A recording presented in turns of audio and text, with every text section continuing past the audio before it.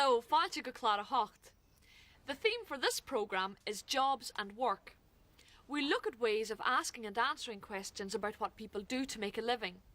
Let's begin with some people telling us where they work. The key word here is obair, work, obair. Tá mis go obair. Slán. Tá mé gobar an Austin. Tá mé gobar a shopper. Tá mé gobar an olwaragu. Tá má gobar a station petrol. The English word in has two Irish equivalents, and in. If the noun begins with a consonant, you use I. A shopper, in a shop, a shopper. But if the noun begins with a vowel, you use in. In Austin, in a hotel, in Austin. You look at the examples again while I make my way to the Gaeilge. Slán. Tá mé gobar an Austin. Tá mé gobar a shopper. Tá mé gobar an olwaragu. Tá má gobar a station petrol. Tá má gobar. I'm working. Tá má gobar. In Olwaragu, in a supermarket, in Olwaragu. A shopper, in a shop, a shopper. We look now at some other places of work. The Irish word for restaurant is bíolan. If you were working in a restaurant, you'd say tá mé gobar a míolan. Bíolan, restaurant, but a míolan, in a restaurant. This is another example of the oru that we came across in Programme 6. The workbook will give you more details of when the little word causes this to occur. Gari, but ngari. Tá mé gobar a deacht taifne. Tá má gobar an ngáraiste.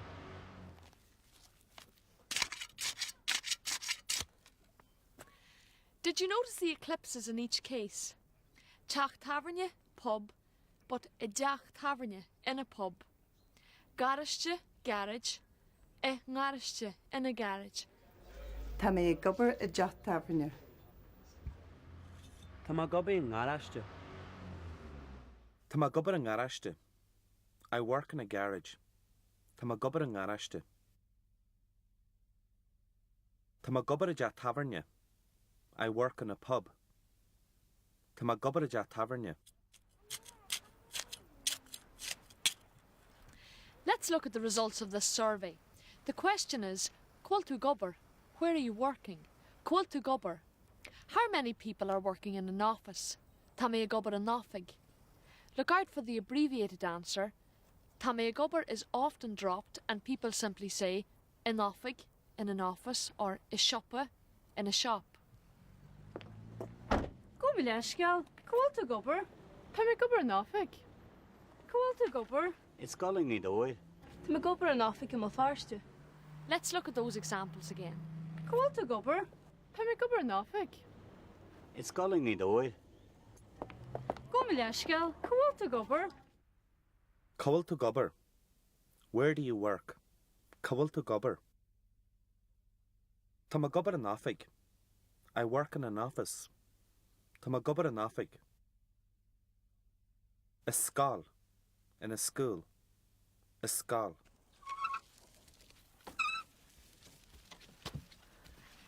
Quiltu Gobber, where do you work?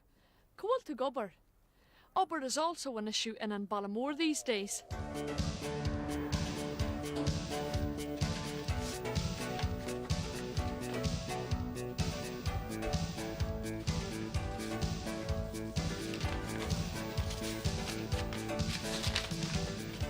Quiltu gáil? Go dtín léitas. A ríis. Tá má neamhí se. A léithe a aistear.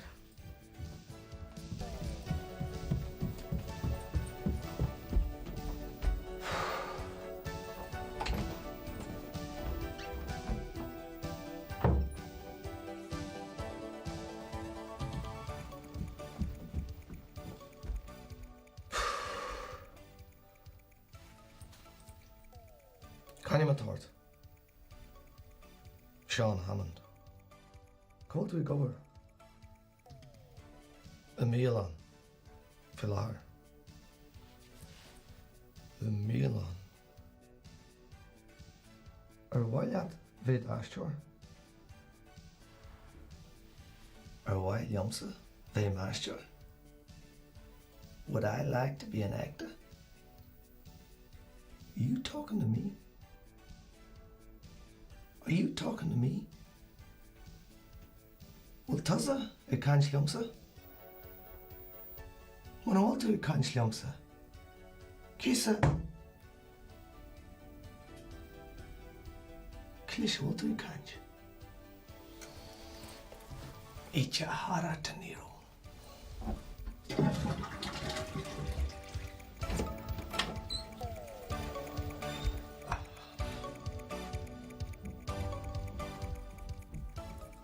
Okay, squaw. The shut off log. Let's move it out.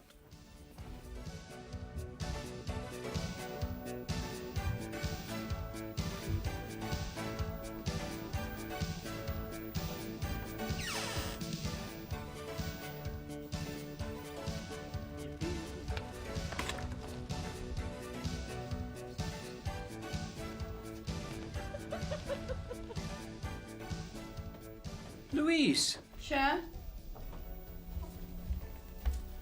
Cahé De Niro. De Niro? Nellisagam. Robert De Niro. Robert De Niro. Well, a fashion a gart. De Niro? Ní hé. Shane Hammond. Sean is going for an audition and is a bit anxious about it. Tá mé nervishach. I'm nervous. Deirdre isn't a bit sympathetic. A léad the astur, some actor. And her father is having doubts about Sean's stability. Well, a fashion a gart. Is that fella all right? Call to gal.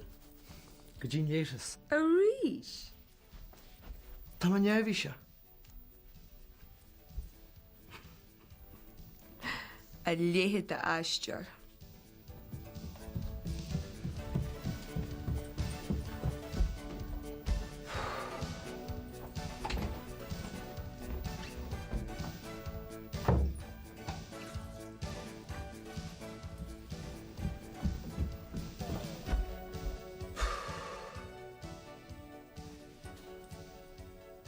Animatort.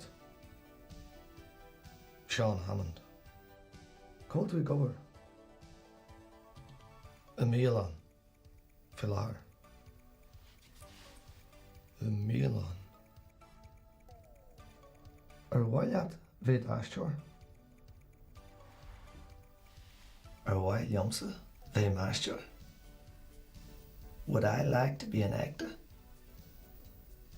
Are you talking to me? Are you talking to me? Well, Tuzza, a canch Yomsa. When I want to a canch Yomsa. Kisa. Klish will do a canch. Icha hara taniro.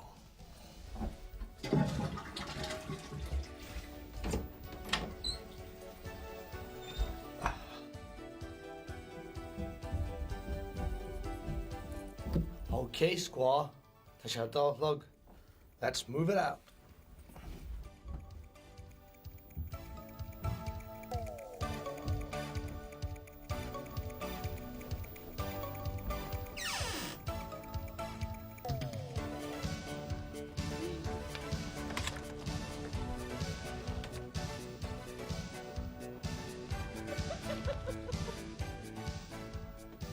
Louise, Sure.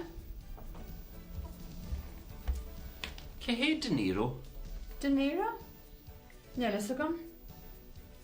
Robert De Niro. Robert De Niro. Well, a fashion a gart. De Niro? Ní hé. Shane Hammond.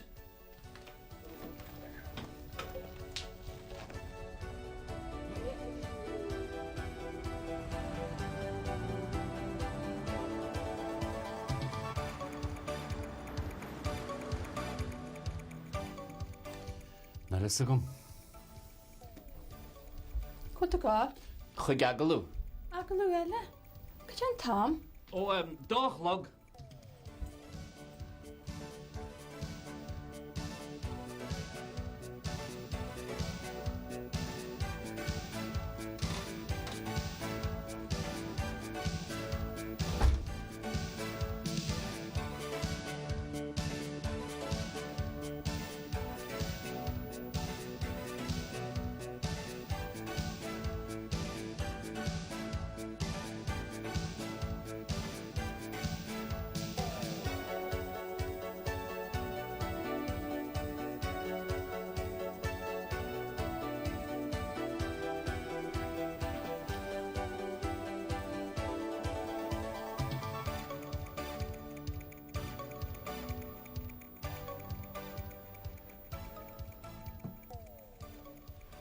Dyn ni rwy'n thord? Se.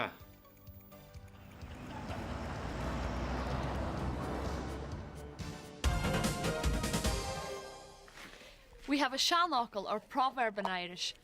Tus mai, lean na hebre. A good beginning is half the work. So let's do a brief recap on what we've covered so far. The question, Coiltu gobar, where are you working? Coiltu gobar. And to answer, Tá mé a gobar, I'm working. Could you matatu? Gymai gyda mai gyd. Can you matart? Mai ni on the home. Cawal to gobber? Ta mai gobar a monarcha. Tá mé a gobar a monarcha, I work in a factory.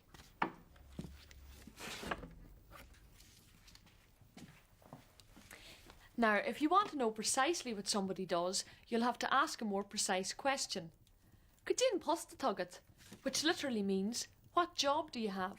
Or what do you do? Gudin postatugget. Go mi leisgeal. Jane pasta tugad.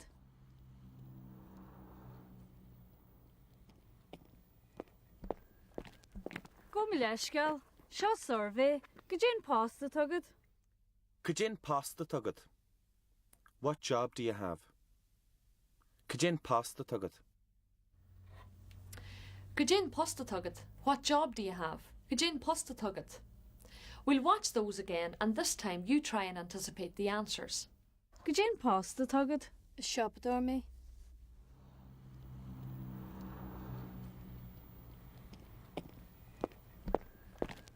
Go mi leisgeal. Seo survey. Gudin pasta tugad. Is doctor me? Seo survey. Gudin pasta tugad. It's Rooney me. Go mi leisgeal. Gudin pasta tugad. It's Moonchar me. Ismunchar me. I'm a teacher. Ismunchar me. Isrooney me. I'm a secretary. Isrooney me. Is doctor me. I'm a doctor. Is doctor me. Is shopadar me. I'm a shopkeeper. Is shopadar me. From television to radio. And radio is a good way of expanding your vocabulary in Irish and becoming more familiar with the language. The main Irish language broadcaster is Radio na Gaeltachta.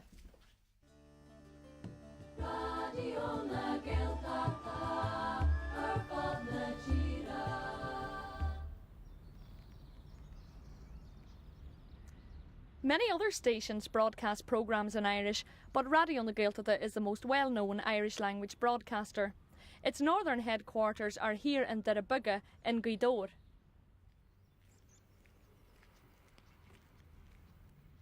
You may have heard the word Gae meaning wind. There's another word Gae meaning inlet, as in the place name Gaeilge. Dor is an old Irish word for water. In Welsh, Dor also means water, and the place name Dover in England comes from the same word.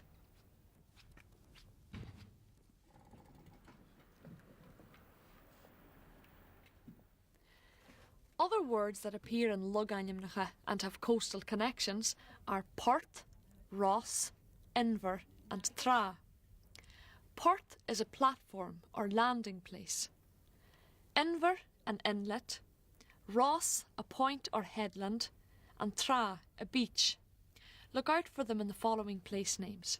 Again, they're Port, Inver, Ross and Tra. Port Rush, port of the promontory.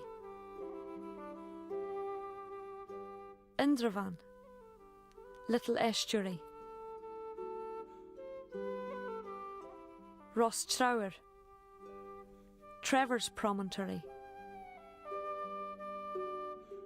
Port Wallentra, port of the town of the beach. Now let's listen to the Connacht and Munster versions of Cynne Matort and Gajin Posta Tugget. Cintana matart. Martin ó grífa. Agus cin posta tad. Tá má gobar an gráiste. Cén aine matart. Máidir nach chúr. Agus cén posta tagad. Tá me gobar in Ostáin. It's Shoppador me. I'm a shopkeeper. It's Shoppador A. He's a shopkeeper. It's Shoppador A. It's Shoppador E. She's a shopkeeper. It's Shoppador E. A. Masculine. E. Feminine. It's Chumani A. He's a driver. It's Munchar E. She's a teacher. Let's look at some examples.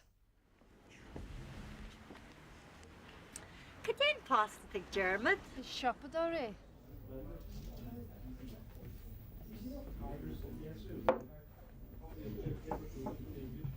Gajin Posta to Gamer is lecturer. Cadén pasta ag Marina? Is Munchery. Oh.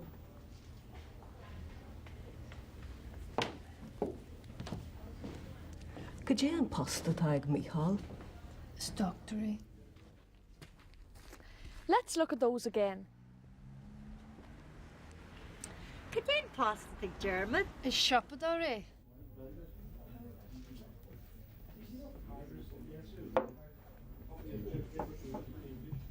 Gajin Posta to Gamer is lecturer. Cadén pasta ag Marina? Is Munchery. Oh.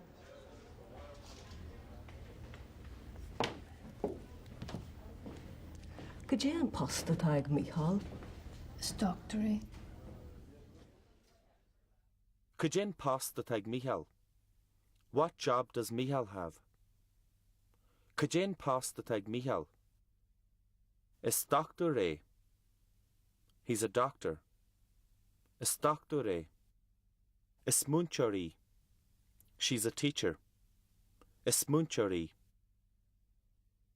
Is lecturer. She's an electrician. Is lecturer. Is Shoppador A. He's a shopkeeper. Is Shoppador A. Tasha G. He's unemployed. Tasha G. If you wanted to say that you were out of work yourself, you'd say Tama G. I'm unemployed or out of work. Tama G. Let's look at some examples.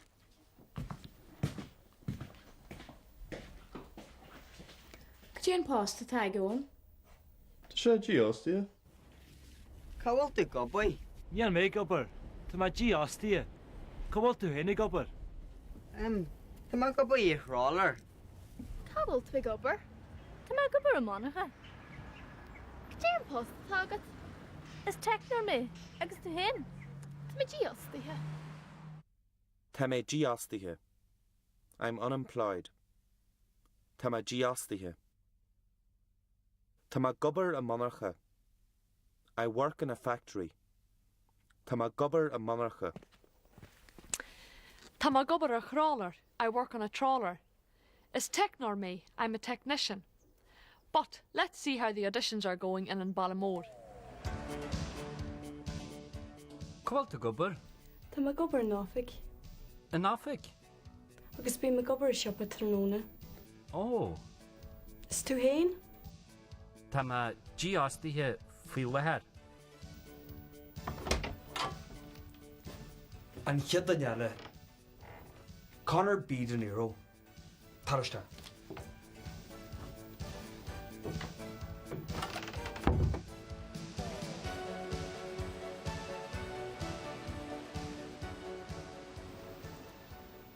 Connor B. De Niro. Bhfuil Gaeilge lífagad? Tá. Call tú gobar? Tá má dí ástaithe fi le head. Is chamaní mé? Chamaní? Chamaní bus na taxi. Chamaní taxi? Taxi driver? De Niro? You talking to me? You talking to me? If you ain't talking to me. Taxi driver? Robert De Niro? Scaran ainta. Carcador. Let's try a piece of this.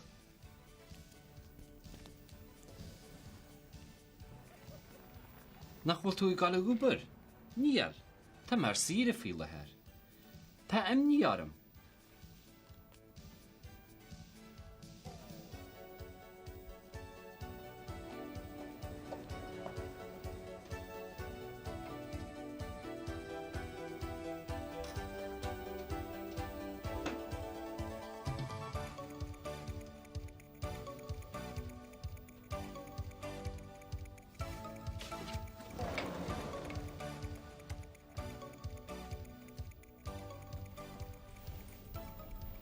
De Niro?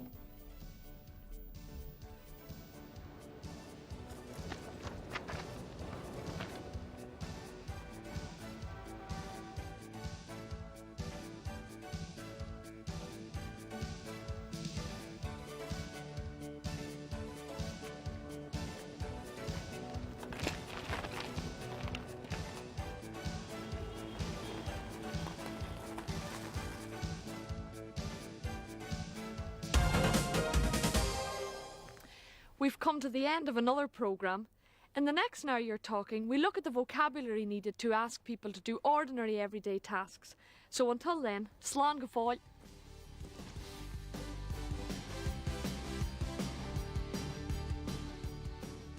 In this episode of Now You're Talking, you heard Cahfuil tú gobar, Tá má gobar an ulhar acu. a shoppa, An ngáiste. a ja taverne, An nofic. a skal, Cajin posta tugad. a smunchar me, Is rúni me. is shoppadar me, Cajin posta tag mihal. is doctor Is lecturari.